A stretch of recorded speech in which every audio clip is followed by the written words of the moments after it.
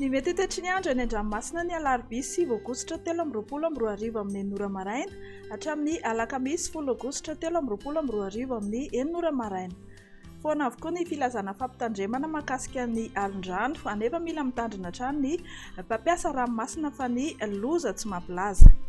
Ho amin'ny morontsiraka Atsinanana, tanjona Bobaomby hatrany amin'ny tanjona Angotsy, Andrahoana Vitsy.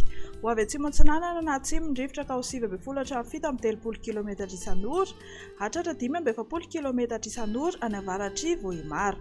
Anonjabe ny ranomasina ary ny haavon'ny onja 2 hatramin'ny 2,5 metatra, isy ny alin-drano avy any atsimo Atsinanana.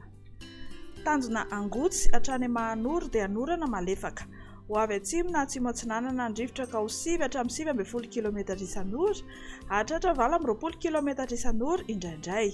Anonjabe ny ranomasina ary ny haavon'ny onja 2,5 hatramin'ny 2,2 metatra. Mahanoro hatrany Tolagnaro, anorana malefaka. Mety atevina kosa izany indraindray. Ho avy Atsinanana na avaratra Atsinanana ny rivotra ka ho 7 hatramin'ny 20 km isan'ora. Anonjabe ny ranomasina ary ny haavon'ny onja 2,4 hatramin'ny 2 metatra. Tolagnaro hatrany amin'ny tanjona Vohimena, Andrahoana mitsitokotoko. Ho avy Atsinanana ny rivotra ka ho 7,70 hatramin'ny 20 km isan'ora, hatratra 7,30 km isan'ora indraindray.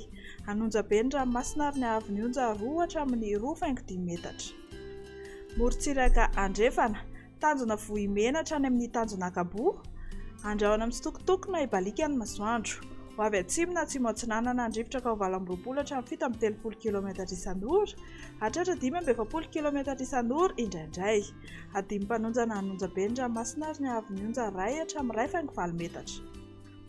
Tanjona Akabo hatrany amin'ny tanjona Vilanandro, Andrahoana mitsitokotoko na ibalika ny masoandro. Ho avy atsimo ny rivotra amin'ny ankapobeny ka ho 7,70 hatramin'ny 7,30 km isan'ora. Adimy mpanonjana anonjabe ny ranomasina, ny haavon'ny onja kosa 8,7 hatramin'ny 2,2 metatra, hatratra 2,3 hatramin'ny 2,4 metatra any atsimon'ny Morondava. Tanjona Vilanandro hatrany Analalava dia anorana tandrifin-drahona vao maraina, fa hisava miandalana kosa izany rehefa misandratra andro. Ho avy Andrefana na atsimo Andrefana ny rivotra ny Takariva sy ny Alina ka ho 20 hatramin'ny 7,30 km isan'ora. Ho avy atsimo na atsimo Atsinanana kosa mandritra ny tontolo andro ka ho 7,70 hatramin'ny 7,30 km isan'ora.